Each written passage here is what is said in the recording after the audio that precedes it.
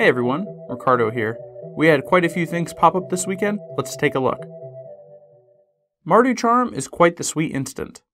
Mardu Charm costs a red, a white, and a black mana, and has 3 modes to choose from. Deal 4 damage to target creature.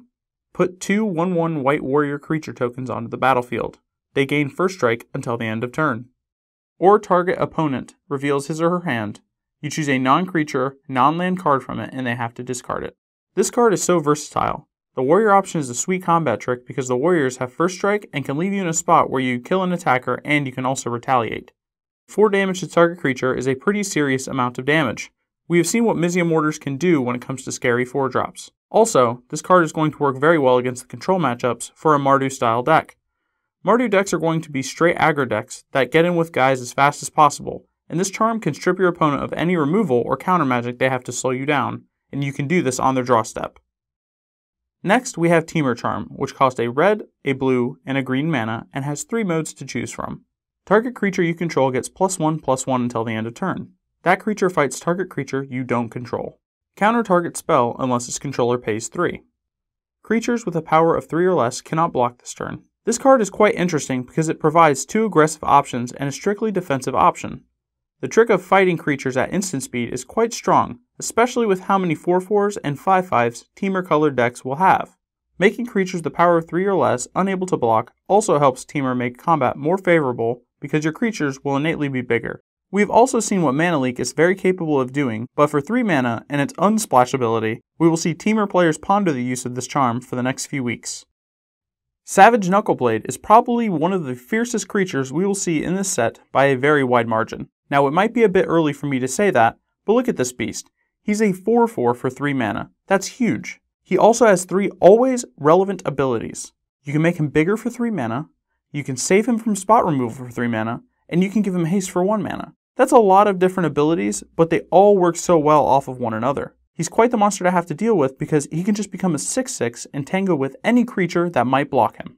He can also just jump back into your hand if your opponent attempts to use a removal spell on him, for you to just replay him and then give him haste. He's quite scary and I expect him to see a lot of play in aggro or mid-range decks for standard. Next, we have a close reprint of Lightning Angel. Mantis Rider is a 3/3 human monk for blue, red, and white mana, and has flying, vigilance, and haste. He comes out swinging and blocking in the air. Vigilance is a very strong ability in my opinion because with it you are never left without a blocker after you have attacked. He's also in the air. The evasion you get from him and the defense and offense you get with him is on a very good power level, and I can see people getting on this guy for the short term.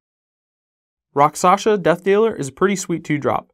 He's a 2/2 for a green and black mana and has 2 activated abilities. The first one gives Rakshasa Death Dealer +2/+2 until the end of turn, and the second ability allows the Death Dealer to regenerate. Both abilities cost the same, a green and black mana. Now this guy reminds me a lot of Putrid Leech, but I'm not sure which is better. Putrid Leech allows a combat trick to be followed up on his pump because you paid life. The Death Dealer makes you pay mana, but you can do it more than once a turn. The ability to fight many 4/4s with a 2-drop seems very strong, and being able to live through simple removal is also very strong. We are leaving behind Azorius Charm from Return to Ravnica, so you don't have to worry about it being flipped back to the top of your library. Either way, I can see this guy being a thorn in someone's side pretty quick. Hardened Scales is quite interesting for 1 green mana. It is an enchantment that makes Outlast strictly better as well as any deck that you plan on playing with Phalanx Leader. For its cost, I can see a very strong amount of players playing green-white heroic decks and playing this, Phalanx Leader, Raise the Alarm, some amount of either a Johnny Steadfast or Mentor of Heroes, and just dudes. That's a budget deck I bet Kevin can brew in a jiffy. Either way, don't underestimate heroic creatures anymore. Mono Black isn't going to be around, and neither is Supreme Verdict.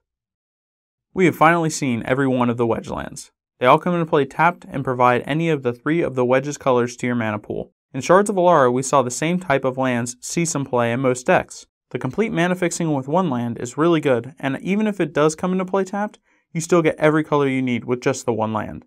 I expect these to see play in Standard and in Draft. In EDH, they will easily see play. Well, that's all I have for the start of this week. Please feel free to leave any questions on my Twitter at judge_conde or down in the comments section. I'm looking forward to seeing the TemurCon and the rest of the charms as well as you folks later this week here at Gathering Magic.